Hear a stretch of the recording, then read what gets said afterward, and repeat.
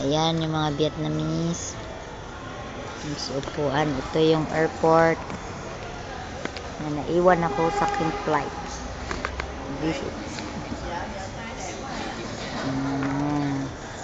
Pusing kayo. Tulog na.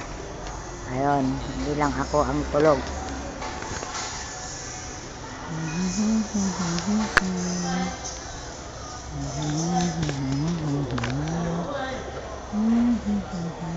Ayun si Lola.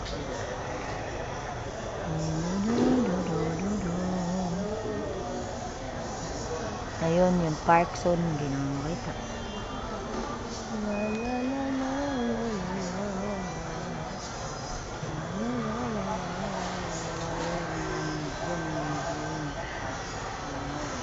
Saka ko to.